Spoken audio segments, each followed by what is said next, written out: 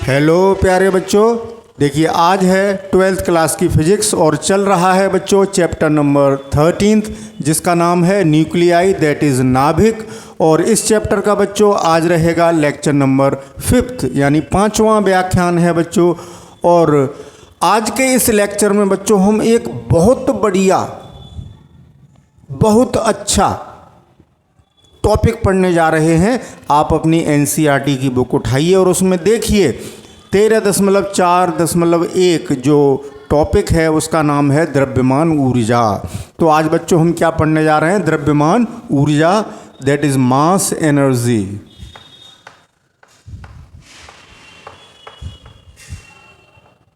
Mass energy पढ़ने जा रहे हैं बच्चों आज। तो आज का ये खूबसूरत सा टॉपिक है बच्चों, बड़ा आनंद आएगा वीडियो को अंत तक देखना। बहुत अच्छी अच्छी जानकारी मिलेंगी जो आपको चौंकाएंगी, आप चौंक जाएंगे कि सर ऐसा भी हो सकता है। आप देखना। तो बच्चों जैसे अब तक आप पढ़ के आए तो आपने क्या देखा कि आपने द्रव्यमान एक अलग राशि पढ़ी। टॉपिक को स्टार्ट करते हैं बच्चों। ऊर्जा एक अलग भौतिक राशि पढ़ी। आपको ऐसा लगा कि द्रव्यमान अलग चीज़ है, ऊर्जा अलग चीज़ है, इनमें कोई संबंध नहीं हो सकता। अलग अलग चीज़ों में बच्चों कोई संबंध नहीं हो सकता। आप यही तो सोचते होंगे कि ये द्रव्यमान है, मास, और बात कर रहे हैं ऊर्जा की। अब यहाँ द्रव्यमान और ऊर्जा संग संग क्यों लिख दिए? सर क्या पढ़ाना चाहते हैं, क्या पढ़ाने जा रहे हैं? तो देखिए यही तो इंटरेस्टिंग टॉपिक है। तो बच्चों आइंस्टीन ने अपनी एक स्पेशल थ्योरी ऑफ रिलेटिविटी दी थी। क्या दी थी? किसने? आइंस्टीन ने। आइंस्टीन ने बच्चों क्या किया था? विशिष्ट आपेक्षिकता का सिद्धांत दिया था बच्चों। विशिष्ट आपेक्षिकता का सिद्धांत। आगे जब आप ग्रेजुएशन करोगे तब पढ़ोगे इसको, स्पेशल थ्योरी ऑफ रिलेटिविटी को। आइंस्टीन ने क्या दिया था? आइंस्टीन ने विशिष्ट आपेक्षिकता का सिद्धांत दिया था बच्चों, जिसको कहते हैं special theory of relativity. Special theory of relativity. इस थ्योरी के बाद हमें ये चीज़ें बिल्कुल अलग रूप में दिखने लगी बच्चों। जैसा पहले सोचते थे कि द्रव्यमान अलग, भौतिक राशियाँ तो आप अलग अलग ही पढ़ते हैं, द्रव्यमान को अलग पढ़ते हैं, ऊर्जा को अलग पढ़ते हैं।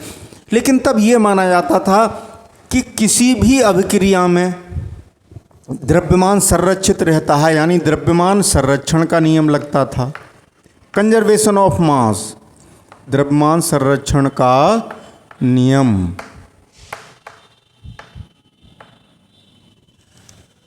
ऊर्जा संरक्षण का नियम अलग था। ये अलग नियम थे बच्चों, इंडिपेंडेंट, एक दूसरे से कोई संबंध नहीं था। ऊर्जा संरक्षण का नियम पढ़ते थे। कब की बात कर रहे हैं? इस थियरी के आने से पहले की। लेकिन जब ये थियरी आ गई तब बच्चों मामला बिल्कुल पलट गया। वही तो देखना है। द्रव्यमान संरक्षण में क्या था कि ब्रह्मांड का समस्त द्रव्यमान नियत रहता है। जो भी यूनिवर्स है वो उसका वजन न तो कम हो रहा है, वजन तो बच्चों वेट हो गया, वो बात नहीं कहनी चाहिए।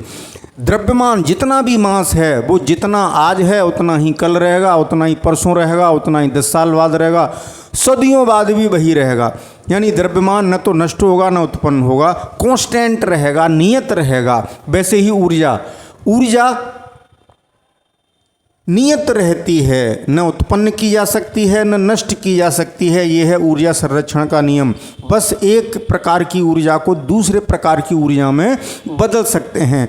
स्थिति ऊर्जा गतिज ऊर्जा में बदली जा सकती है, गतिज ऊर्जा स्थिति ऊर्जा में बदली जा सकती है।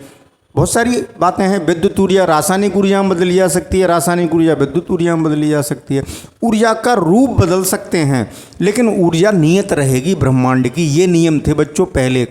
पहले का मतलब स्पेशल थियरी ऑफ रिलेटिविटी के आने से पहले ये माना जाता था कि द्रव्यमान संरक्षण अलग होता है किसी अभिक्रिया में और ऊर्जा संरक्षण अलग होता है। जैसे मान लीजिए हमने कोई दो प्रोडक्ट लिए A+B, इनको मिलाया और नई चीज़ बनाई, दो प्रोडक्ट बने C+D, ये अभिक्रिया की, तो इधर जितना द्रव्यमान होगा उतना ही द्रव्यमान इधर होगा, इधर जितनी ऊर्जा होगी इतनी ही ऊर्जा इधर होगी। ये संरक्षण के नियम थे बच्चों, बात समझ रहे हैं। लेकिन इस थियरी के आने के बाद ये नियम नहीं रहा। अब क्या है, आइंस्टीन ने बताया बच्चों, अब देखें, अब पहुंच रहे हैं उसी पॉइंट पर कि द्रव्यमान को हम ऊर्जा में बदल सकते हैं, और जब बदल सकते हैं तो द्रव्यमान कांस्टेंट कैसे रहेगा। तो अब न तो ये नियम सही लगता है न ये नियम सही लगता है, लेकिन थोड़ी देर बाद बताऊंगा। तो अभी आप क्या समझे कि द्रव्यमान को हम, जो मास है द्रव्यमान को हम ऊर्जा में बदल सकते हैं बच्चों, इसमें बदल सकते हैं, और ऊर्जा को द्रव्यमान में बदल सकते हैं, ऐसे लगा दीजिए। आप आगे पढ़ेंगे जो नाभिकीय अभिक्रियाएं हैं उसमें क्या हो रहा है बच्चों, द्रव्यमान ऊर्जा में बदल रहा है, और एक युग्म उत्पादन की क्रिया होती है, वो भी आगे पढ़ेंगे आप, पेयर प्रोडक्शन, युग्म उत्पादन, उसमें ऊर्जा से हम द्रव्यमान बना लेते हैं, ऊर्जा द्रव्यमान में कन्वर्ट हो जाती है। तो जब ये इसमें बदल रहा है, ये इसमें बदल रहा है, तो ब्रह्मांड की total energy and total mass नियत कैसे रह सकता है बच्चों। द्रव्यमान ऊर्जा में बदल रहा है, द्रव्यमान घटेगा तो ऊर्जा बढ़ रही है, बात समझ रहे हैं, ऊर्जा बढ़ रही है तो द्रव्यमान घट रहा है, बात समझ गए कि नहीं। अब इस थियरी में एक कहना चाहिए एक संबंध बताया था इन दोनों में आइंस्टीन ने, जिसको हम कहते हैं बच्चों द्रव्यमान। अगर द्रव्यमान ऊर्जा में बदल जाता है, ऊर्जा द्रव्यमान में बदल जाती है, तो किससे कैलकुलेट करेंगे, वो सूत्र क्या है, वो समीकरण क्या है, वो इक्वेशन क्या है, वो संबंध क्या है, उसको हम कहते हैं द्रव्यमान ऊर्जा समतुल्यता संबंध, समतुल्यता संबंध। इंग्लिश मीडियम के बच्चे भी होंगे, यानी mass energy equivalence, mass energy equivalence, mass energy equivalence बच्चों। तो इसमें यह बताया गया है, एक रिलेशन दिया आइंस्टीन ने बच्चों, गजब का है, तो 3-4 अक्षर का ही, E = mc²। गजब की इक्वेशन है बच्चों, ये बहुत खतरनाक, बहुत भयंकर, या बहुत अच्छी कह लो, आप इसको जैसे यूज़ करें, क्योंकि इसी इक्वेशन से निर्धारित होता है बच्चों कि हम इस इक्वेशन का सही इस्तेमाल कर रहे हैं या गलत इस्तेमाल कर रहे हैं। जैसे आपके घर पे चाकू है, आप चाकू से सेब काट रहे हैं बच्चों, तो चाकू अच्छी चीज़ हो गई, और कोई वैसा व्यक्ति, कहना चाहिए जो अराजक तत्व, किसी के पेट में चाकू घुस दे तो वो चाकू बहुत बुरी चीज़ हो गई। तो वो अपने दृष्टिकोण पर डिपेंड करती है। इस इक्वेशन ने बच्चों एक फिजिक्स की दुनिया में नई क्रांति ला दी थी। बड़ा बेहतरीन इक्वेशन है बच्चों, इसको हल्के में मत लेना। आज का लेक्चर मैंने कहा था ना, बड़ा आनंद देगा आपको। तो E = mc² से m क्या है यहाँ पर बच्चों, मास यानी द्रव्यमान, और c क्या है बच्चों, स्पीड ऑफ लाइट, प्रकाश की चाल।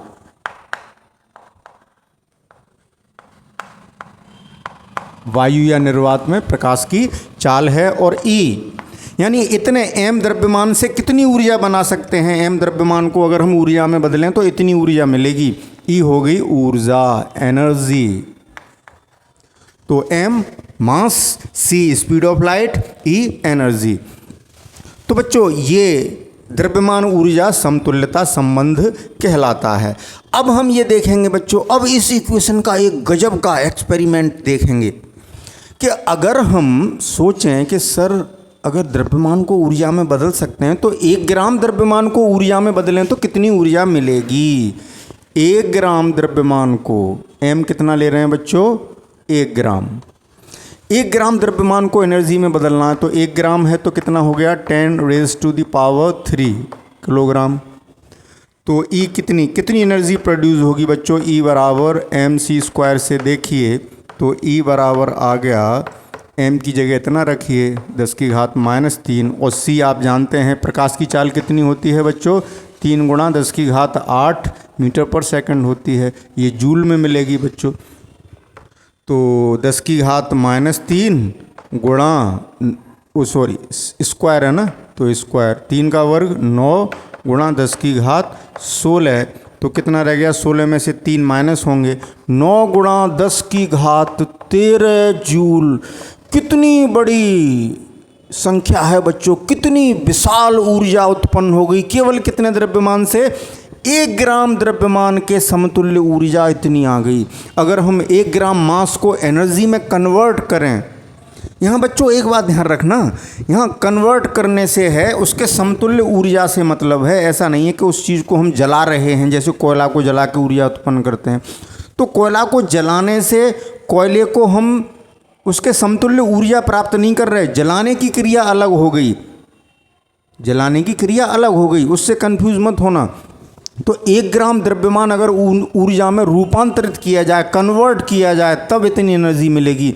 ये बहुत विशाल मात्रा हो गई बच्चों, बहुत विशाल मात्रा, बहुत एनर्जी। 9 पर आप कितने जीरो लगाएंगे?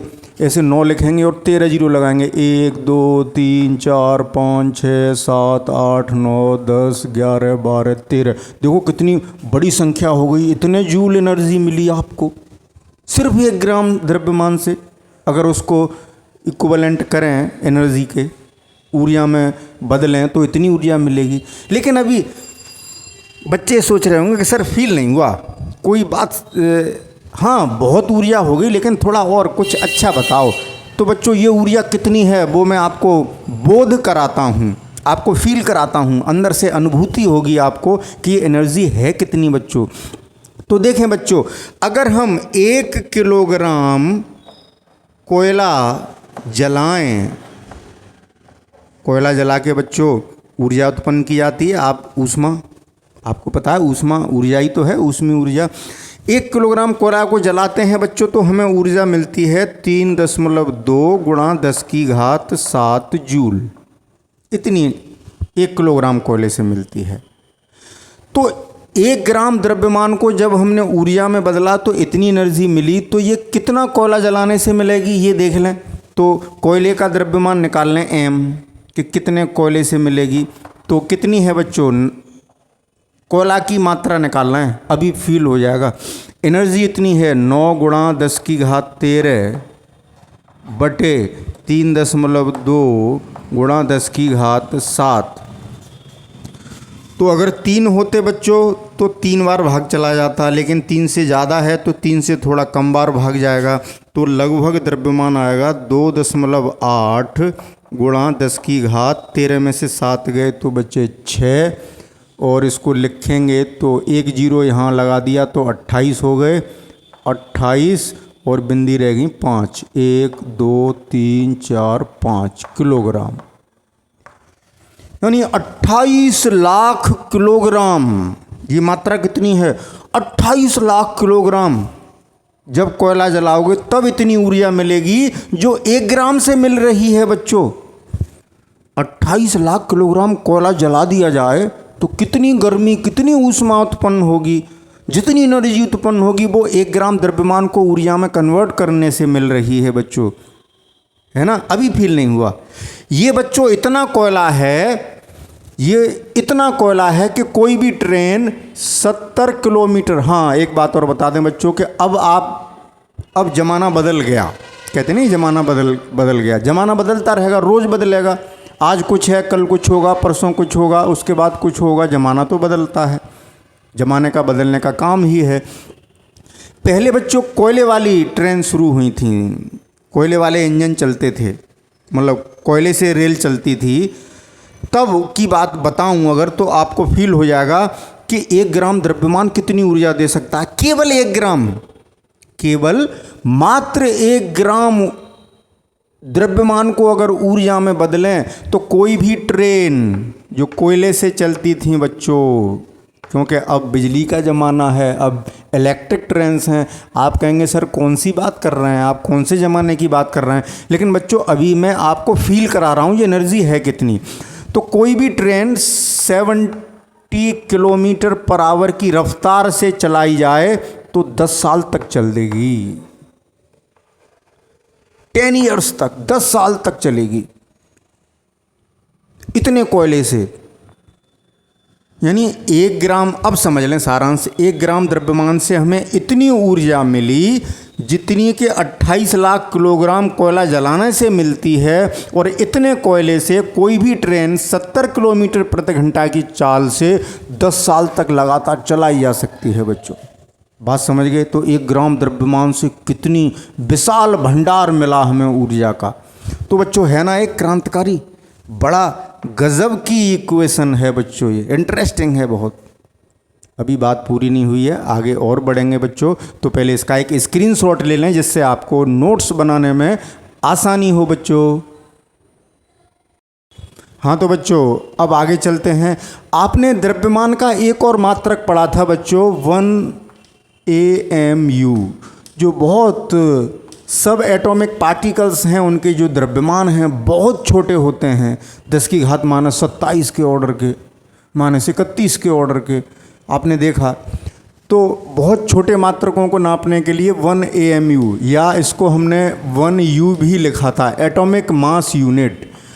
इतने द्रव्यमान को ऊर्जा में बदलें तो कितनी मिलेगी। अभी हमने क्या निकाला था कि 1 ग्राम द्रव्यमान को ऊर्जा में बदलें, वो हाँ, तो कितनी ऊर्जा प्राप्त होगी।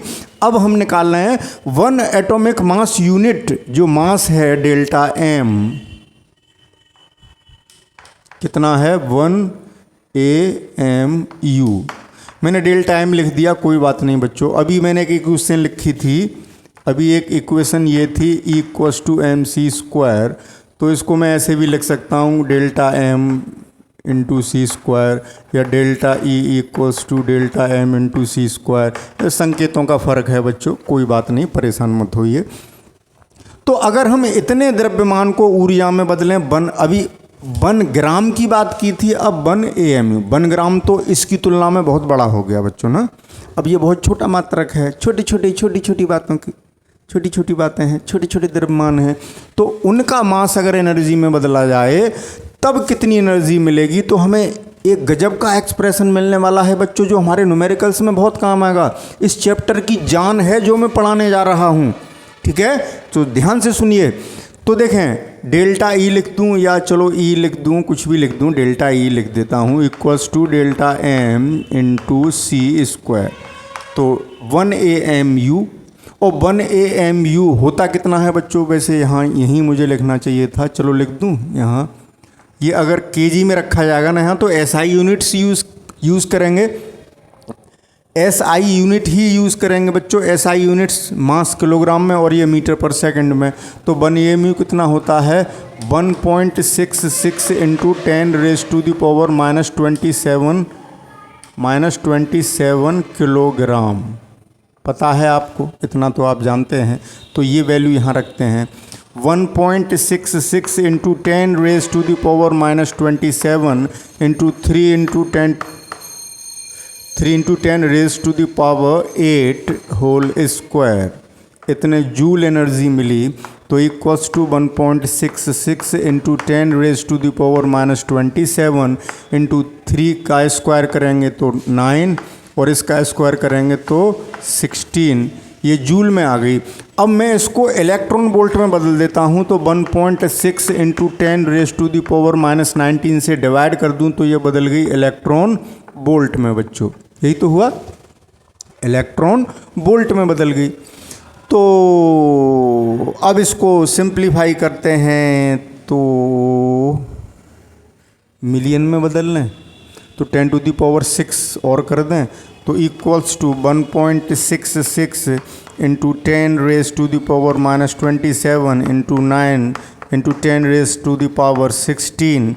अपॉन 1.6 इंटू 10⁻⁻19 इंटू 10⁻6 से और डिवाइड कर दिया तो ये मिलियन में बदल गई, मिलियन इलेक्ट्रॉन वोल्ट में कन्वर्ट हो गई। इसको जब सिंप्लीफाई करेंगे बच्चों तो ये आ जाएगा 931.5 मिलियन इलेक्ट्रॉन वोल्ट, इतना आ जाएगा। यानी 1 AMU जो मास है बच्चों, या 1U लिख देता हूँ शॉर्ट में, वो किसके इक्विवेलेंट है, इतनी एनर्जी देगा बच्चों। देखो कितनी, सॉरी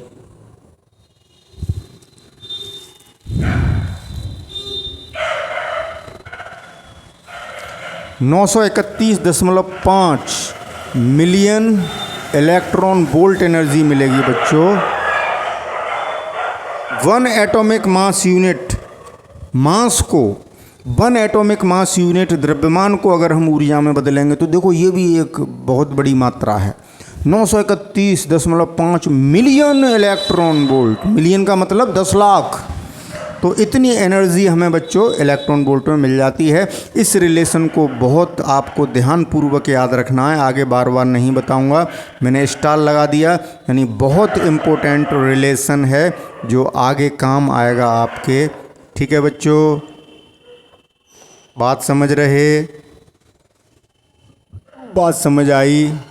तो बच्चों आपने ये देखा कि अगर किसी पदार्थ का द्रव्यमान कम हो रहा है तो वो ऊर्जा में बदल रहा होगा, और अगर किसी पदार्थ को हम ऊर्जा दे दें तो उसका द्रव्यमान बढ़ जाएगा, क्योंकि जो ऊर्जा है वो द्रव्यमान में कन्वर्ट हो जाती है। हमारी जेब में 10 रुपये हैं बच्चों, 2 रुपये और डाल दिए तो 12 रुपये हो गए, बढ़ गए। कागज़ के नोट से 10 रुपये थे, ऐसे समझें हमारी जेब में 10 रुपये थे कागज़ के नोट, तो वो अलग क्वालिटी हो गई, वो हो गया द्रव्यमान, ऐसे मान के चलें। और 2 रुपये का सिक्का और डाल दिया, अब वो सिक्का हो गया कॉइन, मेटल का बना हुआ हो गया, ठीक है ना। लेकिन टोटल रुपए तो हमारी जेब में 12 हो गए, बढ़ गए ना, एक कागज़ का है और एक उसका है। तो ऐसे ही द्रव्यमान में जब किसी पदार्थ को ऊर्जा दी जाएगी तो उसके द्रव्यमान में वृद्धि होगी, लेकिन वो वृद्धि बच्चों बहुत कम होती है, इसलिए उसको हम मेज़र नहीं कर पाते। कहने का मतलब ये है कि आपके पास एक गेंद है और आपने गेंद बहुत तेज़ी से फेंक दी, यानी आपने उसको गति ऊर्जा दे दी, तो बच्चों उसका द्रव्यमान बढ़ गया। मान लो वो 100 ग्राम की गेंद थी तो अब 100 ग्राम की नहीं रही, 100 ग्राम से ज़्यादा की हो गई, क्योंकि उसको एनर्जी दे दी ना हमने, और वो एनर्जी मास में कन्वर्ट हो गई। उसकी जो मास वैल्यू है, जो उसका द्रव्यमान है, वो बढ़ गया। लेकिन ये वृद्धि बहुत छोटी होती है। कैसे? जैसे बच्चों अगर हम ऐसे लिखें, किसी पदार्थ को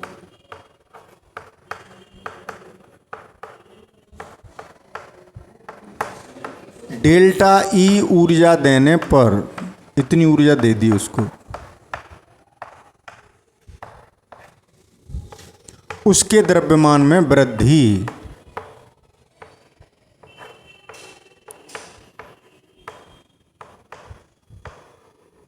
उसके द्रव्यमान में जो वृद्धि हुई बच्चों, बढ़ जाएगा। वृद्धि का मतलब बढ़ जाएगा, वृद्धि डेल्टा एम बराबर, यहीं से निकालें, डेल्टा एम निकालोगे तो डेल्टा ई बटे सी स्क्वायर आएगा, डेल्टा ई बटे सी स्क्वायर, यही तो हुआ। अब अगर हम किसी पदार्थ को 1 जूल ऊर्जा देते हैं, 1 जूल यानी डेल्टा ई हमारा 1 जूल है, तो कितना द्रव्यमान बढ़ेगा? डेल्टा एम बराबर डेल्टा ई 1 बटे सी का मतलब हो गया सी स्क्वायर है बच्चों, तो स्क्वायर करते हैं तो 9 गुणा 10 की घात 16 आ जाता है। इस 9 को मैं अगर 10 मान लूँ तो लगभग 10 की घात -17 आएगा, 17 किलोग्राम।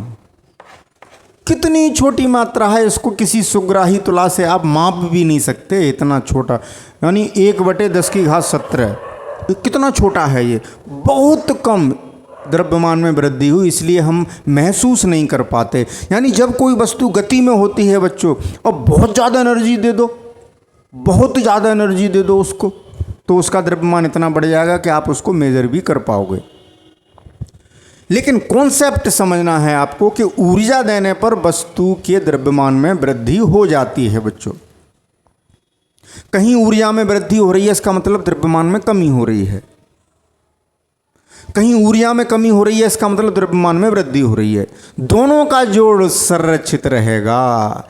तो जो अलग अलग नियम पढ़े थे कि द्रव्यमान संरक्षण का नियम, पुरानी बात हो गई बच्चों, ये सत्य नहीं लगती अब।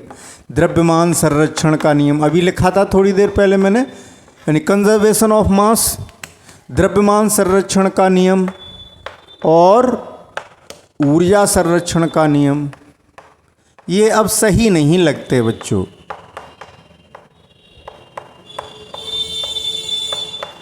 अब क्या सही लगता है कि ब्रह्मांड की जितना भी द्रव्यमान है और जितनी ऊर्जा है, उन दोनों का योग समान है, क्योंकि वो एक दूसरे में कन्वर्ट हो रहे हैं। बात समझ रहे हैं ना? तो अलग से द्रव्यमान संरक्षित नहीं रह सकता और इंडिपेंडेंटली अलग से ऊर्जा भी संरक्षित नहीं रह सकती, क्योंकि द्रव्यमान घट रहा है तो ऊर्जा बढ़ रही है, ऊर्जा घटने लगी तो द्रव्यमान बढ़ने लगे। मान लो इसमें दोनों का योग समान रहेगा तो नया नियम बन गया, दोनों एकीकृत हो गए, यूनिफाइड हो गए बच्चों, एकीकृत हो गए दोनों नियम। तो अब आज मॉडर्न ज़माने में हम ये कहेंगे कि द्रव्यमान प्लस ऊर्जा संरक्षण का नियम। अलग अलग नहीं पढ़ेंगे इनको, द्रव्यमान प्लस ऊर्जा संरक्षण का नियम। ओके बच्चों, बात समझ आई? ये बात हुई। अब कैसे हुई ये बात बच्चों? आप क्या सोच रहे हो कि ये जो सूर्य है वो आपको हमेशा ऊर्जा देता रहेगा? सूर्य से हमें ऊर्जा प्राप्त हो रही है, सूर्य ऊर्जा का एक विशाल भंडार है बच्चों, तो उससे ऊर्जा नहीं प्राप्त हो पाएगी, हमेशा नहीं हो पाएगी।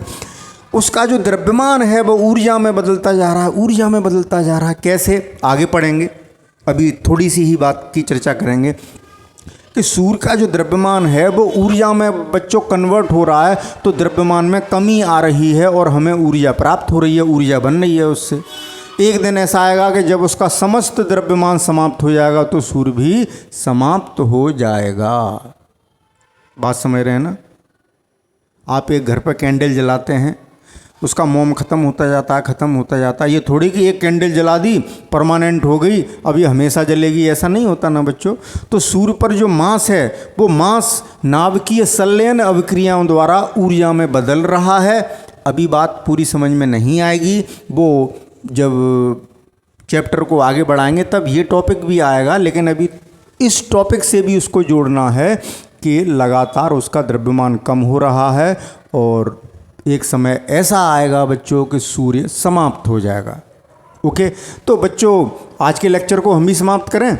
ये टॉपिक हमारा लगता है कंप्लीट सा ही हो गया और आपको बड़ा आनंद आया होगा। कल हम एक नया टॉपिक स्टार्ट करेंगे, नाभिकीय बंधन ऊर्जा। उसमें भी ऐसे ही आनंद आएगा बच्चों जैसे यहाँ आया था, इससे भी ज़्यादा आनंद आएगा। तो कल का वीडियो, कल का लेक्चर देखना ना भूलें बच्चों। Okay, best of luck, sorry बच्चों, best of luck and thank you for watching. And ओहो बच्चों, हम गड़बड़ कर गए। चलिए कोई बात नहीं, अब कर देते हैं best of luck, thank you for watching.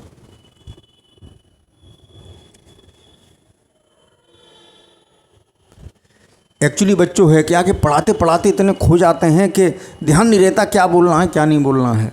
और अब मैं अब ये 3 वाक्य नहीं बोला करूँगा, अब आपसे कह दिया करूँगा। ओके बच्चों, thank you for watching and best of luck. Okay, मिलते हैं कल नए लेक्चर के साथ, नए टॉपिक के साथ, नए वीडियो के साथ। Okay, good bye.